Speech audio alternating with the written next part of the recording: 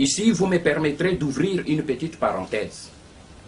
Parce que en ce qui concerne les menaces qui viennent à l'est de notre pays, la Pareco a chaque fois dénoncé et mis en garde le peuple congolais contre les préparatifs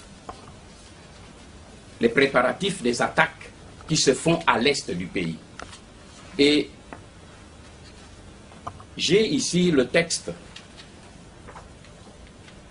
l'intitulé du journal Le Potentiel du 1er juin 2006.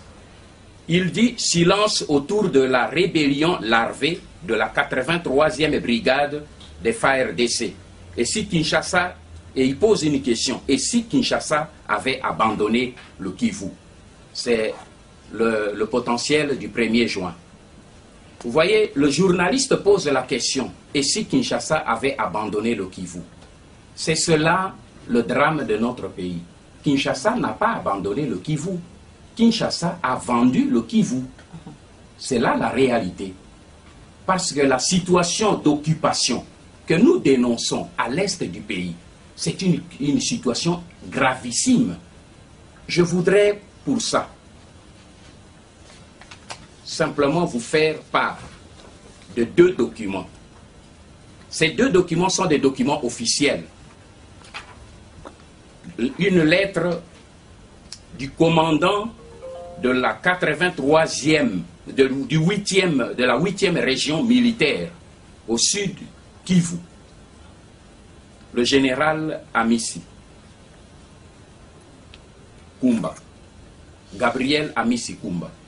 L'une de ces lettres qui est là est adressée au commandant en chef de l'armée rwandaise, le chef de la 8e région militaire de notre pays, qui écrit au commandant en chef de l'armée rwandaise, APR. Et qu'est-ce qu'il lui dit? L'état-major général de FARDC vient de planifier une forte offensive contre les éléments des anciens ANC dans le Masisi Ruchuru. Donc, il lui donne l'information sur le plan qui vient d'être envoyé à Kinshasa. Mais voilà ce qui suit. Mais ce qui m'intéresse à vous informer, c'est que dans les FARDC, il y a également des éléments de FDRL et des officiers ex-FAR qui sont venus de Kamina. Je vous souhaite bonne réception. C'est la lettre du 28 avril 2006. Mais ce qui est beaucoup plus grave, c'est la lettre qu'il adresse, le même commandant, qui adresse maintenant au vice-président de la République, chargé de la défense et sécurité, M. Rouberoy.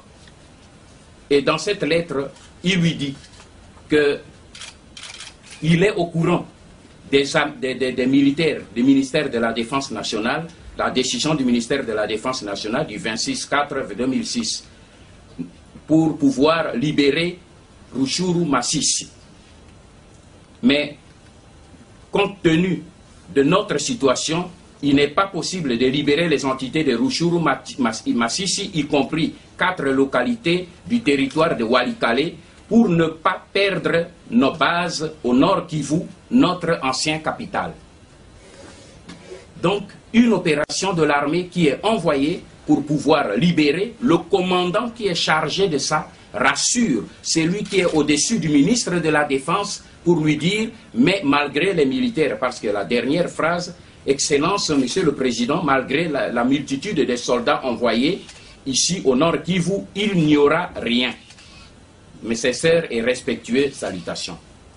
C'est dans cette situation que évolue la RDC aujourd'hui, où les documents, les décisions qui sont prises, ce sont ceux qui sont chargés de leur exécution, qui informent le Rwanda et qui traitent avec les Rwandais qui sont à la tête au pouvoir pour anéantir les faits de ces décisions. Et l'on ne peut pas s'étonner pour dire que malgré tout ce que l'on fait, il n'y a pas de changement qui peut se faire.